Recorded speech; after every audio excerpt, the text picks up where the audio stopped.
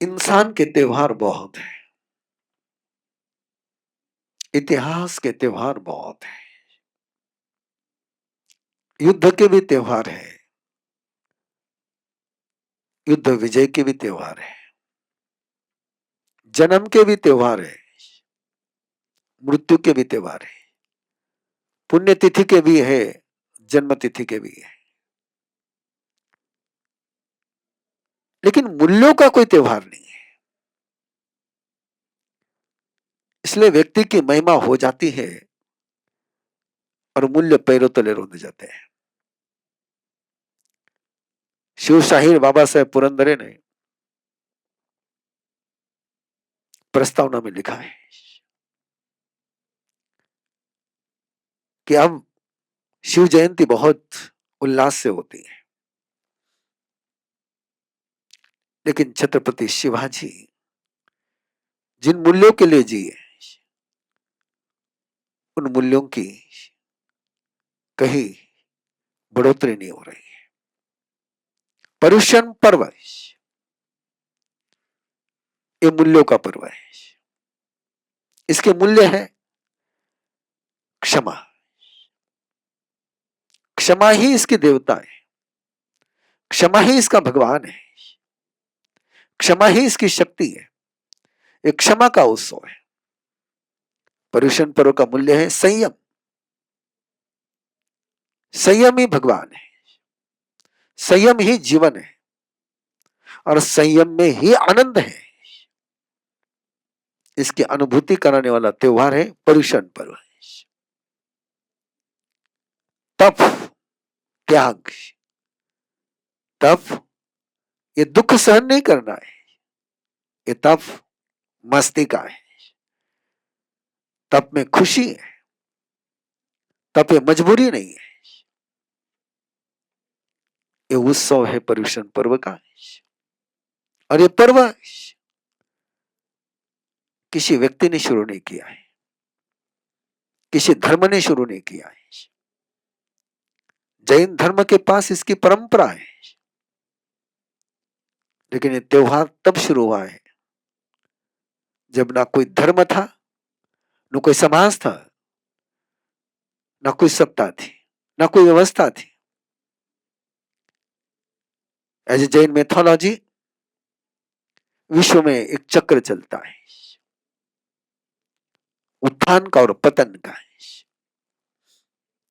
पतन की चरम सीमा पर पहुंच करके उत्थान की यात्रा शुरू होती है और उत्थान के चरम सीमा से पतन की यात्रा शुरू होती है। ये वैसा ही है जैसे खाई से चलकर कोई व्यक्ति शिखर पर पहुंचता है और शिखर से वापस खाई की यात्रा शुरू होती है। ऐसा ही काल चक्र है जिसको अवसर्पिणी यानी पतन का, उत्सर्पिणी यानी उत्थान का, ये चक्र के साथ जुड़ा हुआ पर्व है।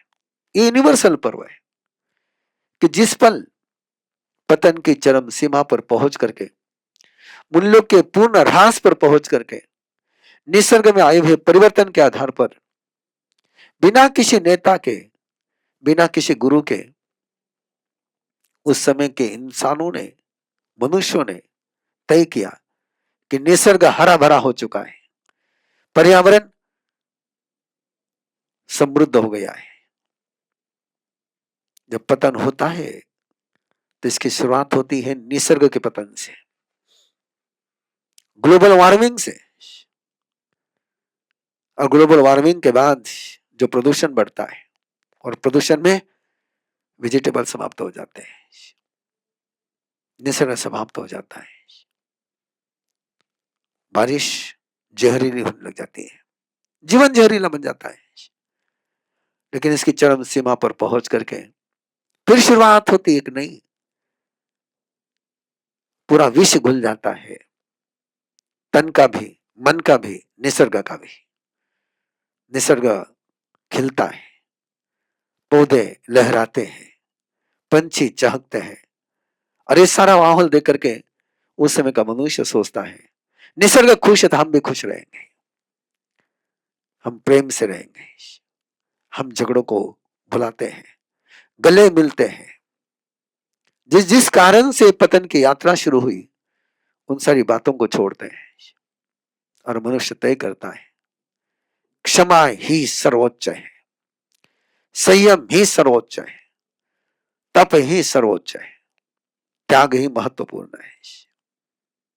और वो दिन था भाद्रपद शुक्ला पंचमी, जिसको ऋषि पंचमी कहते हैं, जिसको संवत्सरी कहते हैं।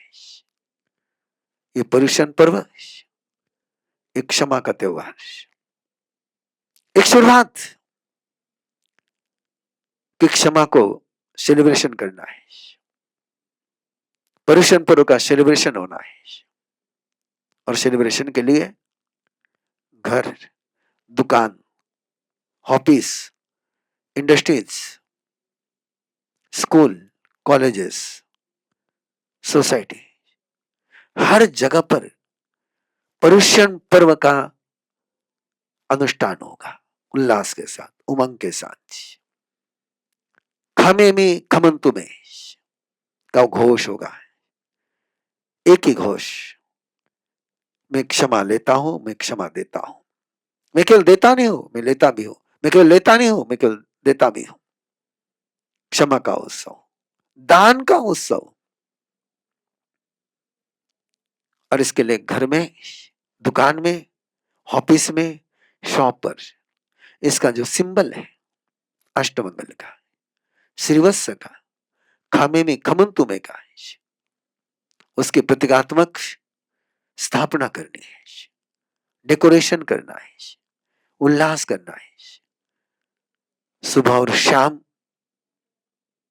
परिवार के साथ, दोस्तों के साथ, स्नेहीजनों के साथ पर्युषण पर्व की महिमा का गान करना है, उन मूल्यों को स्वयं के अंदर जागृत करना है, प्रसारित करना है।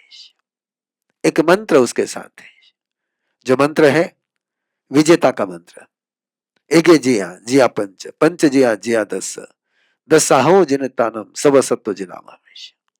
एक स्वयं को जीत लिया, सबको जीत लिया। आत्मजीत बनने का, आत्म विजय बनने का ये मंत्र है। इस मंत्र का वहां बैठ करके समूह में पाठ करना है, संघीय गान करना है और उस गान के साथ अंदर में जागृति लानी है।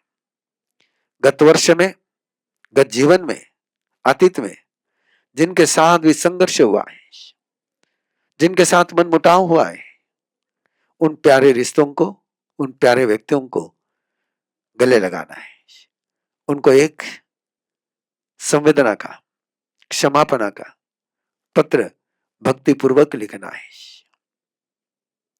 अपने पूरे जीवन को शुद्ध करना है। क्षमा का उत्सव, मस्ती से, प्रेम से, सिंपल प्रोटोकॉल के साथ 7 दिन 7 कलर का diet, 1 day 1 colour, 1 day 1 colour, Monday white colour, मंगलवार रेड कलर, बुधवार ग्रीन कलर, गुरुवार येलो कलर, फ्राइडे बिल्कुल शुभ्र colour, Saturday black colour, Sunday सूरज का कलर। ऐसे 7 कलर का, 7 कलर का डाइट बनेगा। 8 दिन का एक छोटा सा नेम, एक छोटा सा नेम कि मैं 8 दिन क्षमा को जीऊंगा, मैत्री को जीऊंगा, किसी का दिल नहीं दुखाऊंगा, किसी को चोट नहीं पहुंचाऊंगा, जिसका हो सकेगा दुख दूर करने का प्रयास करूंगा। मैं अपने क्रोध पर संयम की ट्रेनिंग लूंगा, मैं अपने अहंकार का विलयन करूंगा। ये स्वयं में तय करना एक मूल्य है।